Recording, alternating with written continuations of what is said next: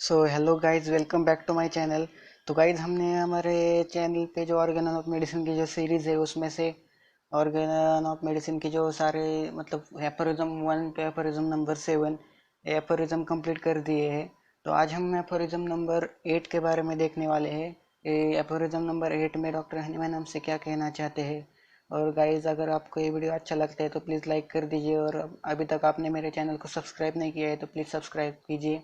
तो चलो वीडियो को स्टार्ट करते हैं। So let's start. It is not conceivable. It is not conceivable का मीनिंग क्या है? कंसीवेबल का मीनिंग है पॉसिबल टू इमेजिन, मतलब ये पॉसिबल है क्या इमेजिन करने के लिए नहीं है। क्या नहीं है वो आगे देखेंगे। Nor can it be prove by any experience in the world. एक एक्सपीरियंस से प्रूव नहीं हो सकता। That after removal of all symptoms of the disease and of the entire collection the perceptible phenomena, there should or could remain anything else beside the health. So basically guys, इसका meaning क्या है कि अगर हमारे पास कोई भी patient आता है और हमने उस पेशेंट को रेमेडी प्रेफर कर दी और उसके बाद उसके सारे सिम्टम्स और साइंस उसमें से रिमूव हो गए, और उसके बाद ये बताना कंसीवेबल नहीं है, नॉट कंसीवेबल मतलब इम्पॉसिबल है ये बताना कि अगर वो डिसीज़ हेल्दी होने हो जाने के बाद उस पेशेंट में उस डिसीज़ का कुछ तो मटेरियल बचा होगा, ये बताना मुश्किल है। और that the morbid alternation in the interior could remain uneradicated. Morbid का मतलब क्या? अनहेल्दी।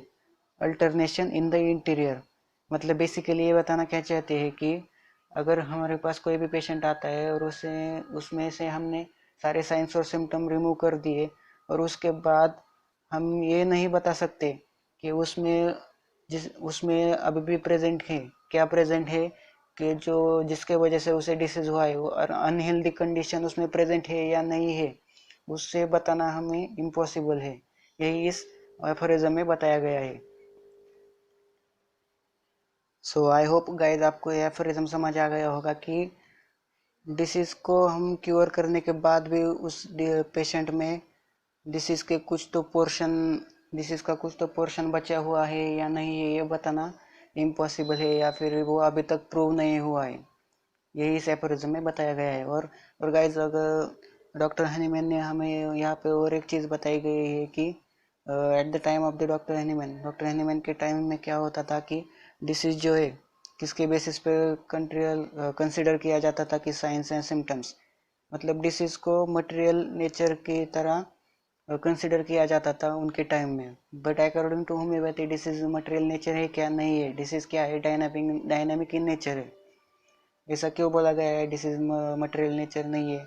आप ही सोच सकते हैं ना गाइज, अगर डिसीज हमारी बॉडी में है तो अलाइव है, और हमारे बॉडी के बाहर जब डिसीज होता है तो वो मटेरियल नेचर होता है कि वो एग्जिस्टेंस कर पाता है क्या? नहीं कर पाता।